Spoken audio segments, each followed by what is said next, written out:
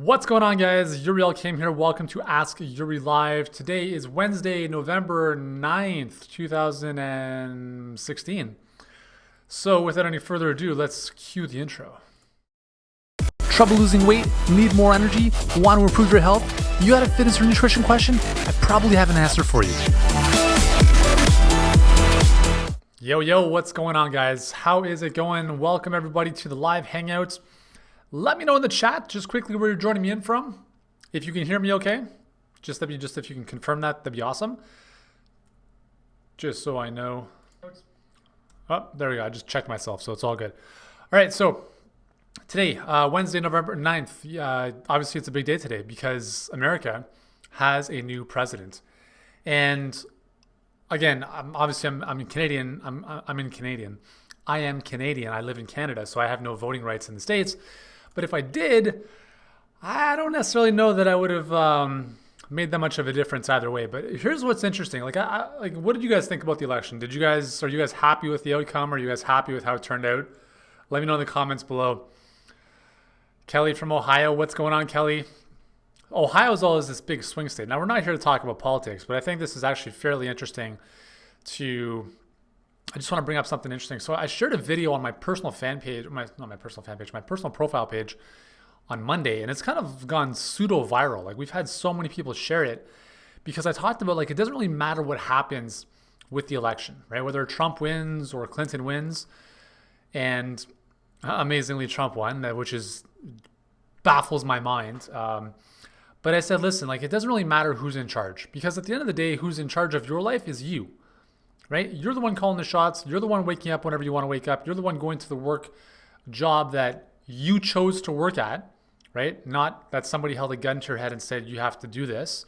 So we live in a country that is, and when I say we live in a country, I mean, we live in a country like North America, Canada, US, very similar, where we have more freedom than ever before in the history of man.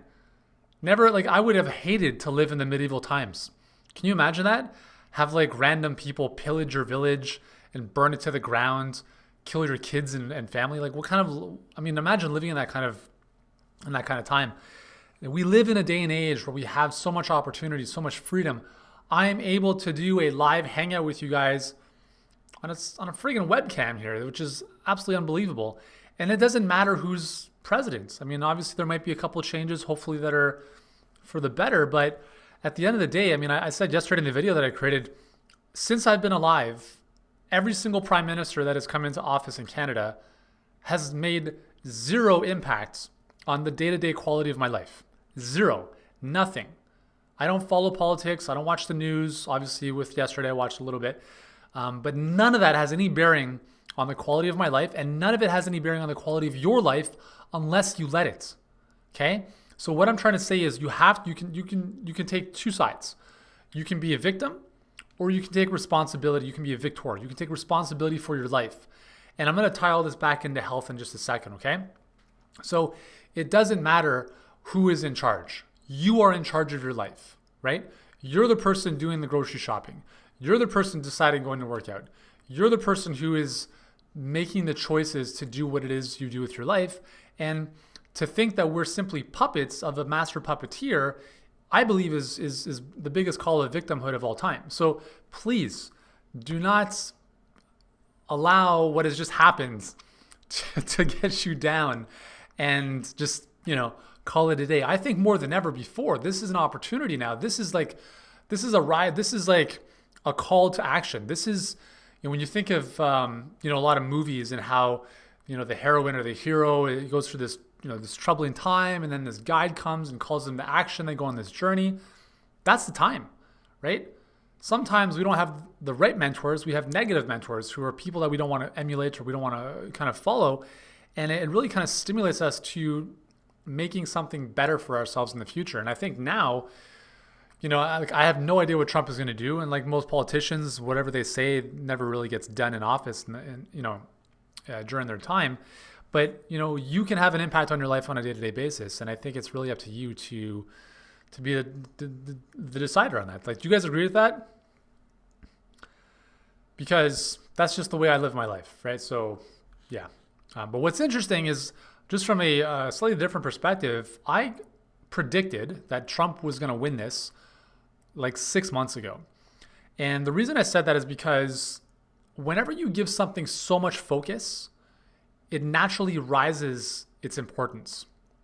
So the very fact, and I don't know the specific stats here, but I want to find these, the very fact that Trump got so much media coverage, even if it was bad, propelled him to be top of mind in almost everybody's household, right? This is a guy who can't even string together a sentence properly.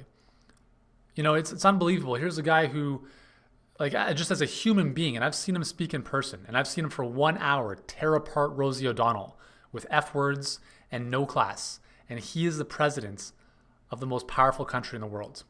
Okay? That, I mean, it's insane how this can even happen. So anyways, I'm gonna just stop, and I'll just stop there anyways. So let's get to what matters to you guys. Let's get to what matters for you guys most here, guys. Okay, so let me know in the comments here if you got a question, health, fitness, or nutrition related. And let's bang this out. Ask Yuri. We're going for another 25, 30 minutes, all the way up until 12:55 p.m. Eastern time today. Then I got to bounce off and do another one of these bad boys. Yeah, definitely showcases America's true colors and exposes a lot. Yeah, it's unfortunate. I mean, there's obviously some really kind of deep hurt and wounds underlying a lot of what's happening in America. And I just hope that this doesn't really polarize the country. I mean, all great empires must fall. All great empires, Ottoman Empire, Roman Empire, you name it, at some point they fell. And I hope that this isn't the catalyst where there's just even more of a divide in America, which is, again, the United States of America should say it all, right? It's not the separated states of America. But anyways, okay, so why do you have stronger reservations about the ketogenic diet? Well, again, if you want to do that and go, I mean, if you want to do it and it works for you and you can live by that, go for it. I'm just saying for me, I'm not going to live like that. There's obviously some really important benefits to eating carbohydrates. Ketogenic diet, for those of you who don't know, basically is just like a very, very low consumption of carbohydrates to the point where your body produces ketones as its fuel source. And yes, ketones are actually the favorite fuel source for the brain, even more so than glucose. It's a clean burn, but again, the problem is that you can't sustain that for a long period of time, especially if you're exercising on a regular basis. You know, it's, again, there's periods where you can implement that. Totally cool, right? But I'm saying on a consistent, sustained basis, I don't think that it's the smartest way to eat, unless you're 500 pounds and you have a lot of fuel reserves in your body from fat stores that can keep you going for that amount of time. But again, you have to figure out what's going to work best for you. You have to figure out your approach, your specific path. And for some people, that's the thing, right? Just like there are people that love doing CrossFit, other people don't. People love running marathons, other people don't. I'm not here to tell you what you have to do. I'm just giving you some insights to hopefully help you make better decisions. What do I think about the gluten-free diet? So gluten-free in general is better, right? Like, I don't know can you guys honestly tell me in the comments, what is the health benefit of eating bread? Just, if you can let me know, that would, I would be stumped if you could just let me know what is the health benefit of eating bread or pasta, like the white glutinous version of pasta. I'm not, again, we could be here for a while because I'm not too sure if we're going to find any positives. And the dilemma is that there are no positives to eating bread, no health benefits, zero. People talk about fiber, B vitamins. You can get all that stuff through real foods, okay? So there's no benefit, but it's such an indoctrinated part of our diets and our lifestyle that it's like we can't think about surviving without bread. Now, I'm saying this to you with full disclosure that I love bread. Like it's like my downfall. So I know that I can't be around that because once I get started, it's not going to stop very easily, right? And that's because bread, especially the version nowadays, has been hybridized and all sorts of nasty things happen up here. Right, things like gluteomorphins, which are like opiates that make us feel temporarily euphoric and make us crave more of the bread. So it becomes this self-perpetuating, like vicious cycle of I'm having bread, I want more bread. So it's tough to get rid of, and there are no health benefits to it. So the gluten-free diet in and of itself is basically one that promotes, hey, just don't eat this stuff because it's actually slightly damaging for your body and severely damaging over time. Gluten itself is a problematic protein that damages and inflames your gut, leads to systemic inflammation, which can lead to hyperactive immune systems, which is what happened to me, and my hair loss. So if you can, at the very minimum, minimize it, okay? Gluten-free grains, there's some great alternatives. Quinoa, amaranth, buckwheat, those are just a few. But if you feel you have to have bread, there's also some really good gluten-free breads available on the market. Pasta-wise, you can just switch to a gluten-free pasta. Like we use quinoa pasta pretty much most of the time when we have pasta, and it tastes just as good. Actually, I like it better than normal white or even brown whole wheat pasta. So the whole idea is that we want to reduce inflammation in the body, and gluten is one of the biggest culprits of inflammation in the human body because gluten is essentially an anti-nutrient whose main objective, like with most seeds, is to survive. So it's going to attack your intestines so that it doesn't get absorbed, so that it can pass through in your stools and be planted back in the soil. That's pretty much how seeds and grains operate. It's actually pretty amazing when you think about how species, what they're willing to go to survive. It's phenomenal. So I was watching this thing on mushrooms the other day, and they showed that mushrooms can create their own weather system if there isn't enough wind to have their spores dispersed elsewhere.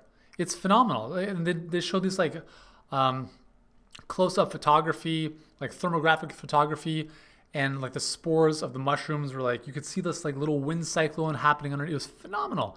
So like all these different species on the planet are right? And I'm talking about us as well as the smallest bacteria or anything else you can think of. The main objective is survival and reproduction.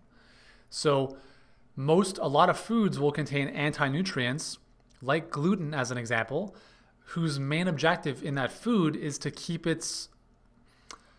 itself intact so it can move on to replant itself somewhere else to propagate its species and to survive. So that's why our body has a tough time digesting it, and obviously creates inflammation as almost like an attack mechanism, a defense mechanism against the body. So I hope that makes sense for you.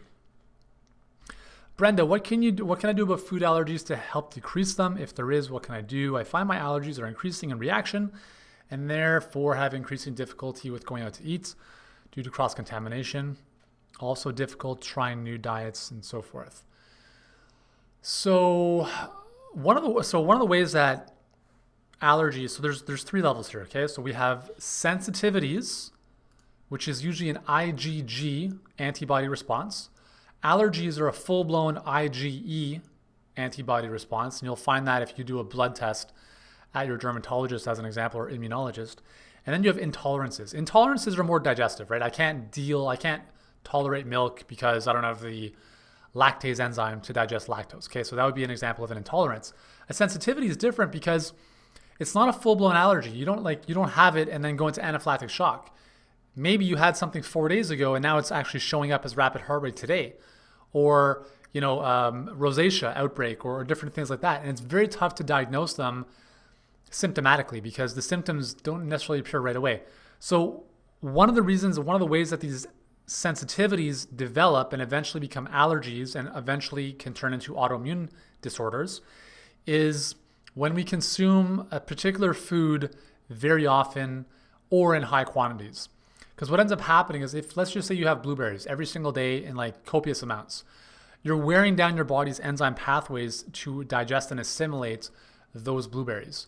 So again, a healthy food, but in copious consumption or too frequent consumption, it ends up wearing down the enzyme pathways that are necessary to work on that very food. Secondly, if your digestive system is not working properly, that food in this example can sit in your digestive system too long. And the fact that it sits in there too long starts to create irritation and inflammation, and that can lead to sensitivities to that specific food. So one of the things you want to look at is, are you eating the same food on a regular basis? If you are, rotation is very important. So what I'd recommend for you is rotate the same food every 4 days. So let's say you had blueberries today. Like I'm not talking about like one blueberry, but like a substantial amount, right? You have blueberries today, and then wait 4 days to have them again.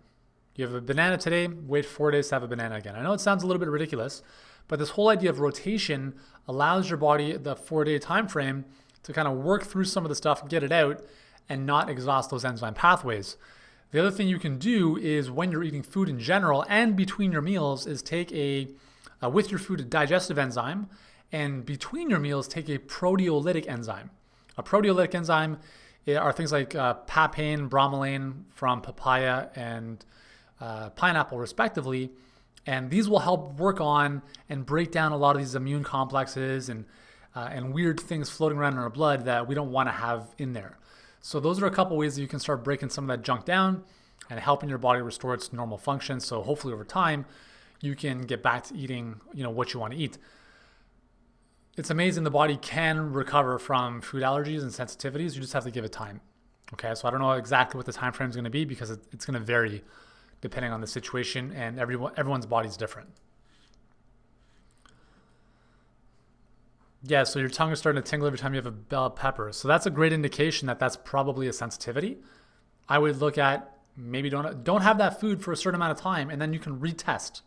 So give your body some time to heal, a couple weeks. Retest with the pepper, do you get the same thing? But again, is it the pepper or is it the pesticides on the pepper, right? Is it an organic pepper? So there's all sorts of little different factors, but you essentially want to become a scientist. You're kind of like your own detective, trying to figure out how your body's operating here. Brenna, have a terrible dry cough. Music teacher with small kids doing the bee pollen and tea, ginger, lemon, mint, and you're amazing. Well, thank you so much. Thank you. I appreciate that. You're awesome too. Just for saying that I'm awesome. You're awesome as a byproduct of saying that. So there you go. Okay, so dry cough. That time of year, I think a lot of people have a bit of a cough going on. So ginger, lemon, mint, cool, awesome, definitely. Honey, we're doing bee pollen, cool. Bee pollen, raw honey is going to be very beneficial as well. You can also try to get some throat lozenges. There's some really good natural ones on the market now that don't have any of the junk in there. You can try out some of those.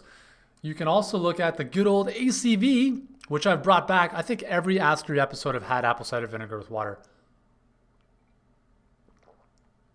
Apple cider vinegar, whenever you're thinking about anything, I have a cough, I'm sneezing, I've got allergies, I've got dry skin, apple cider vinegar. All right, just like that's like the blanket solution to everything. It's going to help every condition you have. It's not going to necessarily cure it, it'll help. So try apple cider vinegar throughout the day when you're drinking water. You can also do a tea, which would be, I don't know, well, this might help for the cough. It's more for a sore throat. But it would be water, obviously, apple cider vinegar, lemon. Actually, you don't need the lemon here. Apple cider vinegar and cayenne pepper. Okay, that's like, and if you can gargle with that even, just like gargle with it and then swallow it. Wow, I'm telling you, that one concoction there, I had strep throat about a year ago, and I never get strep throat other than when I was like a kid and I was like, chugging antibiotics. But that one little concoction of cayenne pepper and apple cider vinegar, I was literally doing shots of it and gargling it. Wow, took care of that in no time. So you can try that for a cough. I'm trying to think if there's anything else. I think you're on the right track. Apple cider vinegar, just lots of water, and yeah, I think that's pretty much what I'd recommend. Thanks so much, Brenna. I hope I pronounced your name right. Okay, Powell, Yuri, how to decrease joint problems? Joint problems, just let me go back to this ACV. Don't worry about how much, just, I free pour, okay? So I go based on color. So if it's too dark, it's too intense. I usually go for about a tablespoon or two this is 2 cups. So that's typically how much I use. Okay, so how to decrease joint problems. So I'm just gonna assume that joint problems means like achy joints, right? Maybe. So first and foremost, motion. Okay, so I'm moving my elbow here, I'm moving the limbs, the muscles around the elbow, and when I do this, you can probably hear a little crack. I don't know if you can hear that. Oh, it's not too bad. There we go. Okay, so that's as a goalie diving on your side all the time, can have this impact. So when you move your joints, it starts to release synovial fluid, which is kind of like lubrication for the joint. So the number one thing you can do if you've got joint problems is move your body. Now, if you have joint problems like hip problems, knee problems, ankle problems, you don't want to be doing high impact stuff. So running, no. Swimming, elliptical, bike, fluid motions, not hard impact. That's number one. You have to move your body. Second is you want to increase anti-inflammatory foods into your diet. So basically follow an anti-inflammatory diet, which is basically like this one here, okay? Or my other one, which I don't have a copy right here. I should actually just have my books right here so I can just quickly show them to you guys. All-day fat-burning diet is the second one. And they're both based on the premise of eating an anti-inflammatory diet. Like eat real foods, mostly plants, great quality,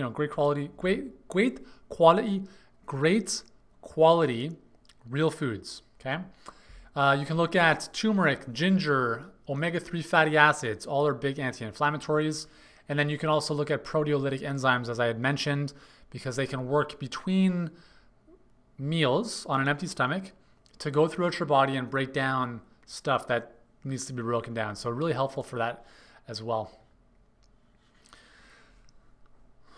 So Bill's saying I put ginger, garlic, and onions along with the cayenne and the ACV. That's brave. Serious, that's a vampire concoction. Nice, good for you. Cool. Yeah, I want to let you guys know. So this is funny. So I've been so busy the last couple of weeks since I kind of got back from my little sabbatical in the summer that I forgot to mention that I have my third book coming out. And I don't even have a copy of it yet. So my third book is called the All Day Fat Burning Cookbook. It's actually available for pre-order if you want on Amazon right now. It's amazing. It's like so it's basically a cookbook, follows the 5-day food cycling formula from the original All Day Fat Burning diet, and it's 125 fat burning recipes to keep your metabolism turbocharged. They taste amazing. I've put together every single one of them myself. They've all been tested through my family, my kids, and it's awesome. So the book officially hits stores, I believe, end of December. But if you want to pre-order it now, it's on Amazon. It's pretty awesome. And I'm waiting for my copy to arrive in the mail so that I can actually show you guys in person. And we'll do some cool stuff in December around that as well. So I wanted to let you guys know that. Yeah, it's really, really cool. Okay.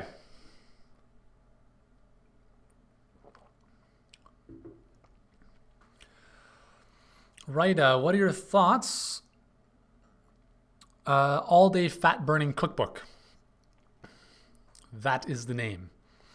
What are my thoughts on ZMA supplements before bed? They say zinc magnesium combo helps repair muscle and better sleep. I prefer eating the right foods to supplement for this, but it seems easier.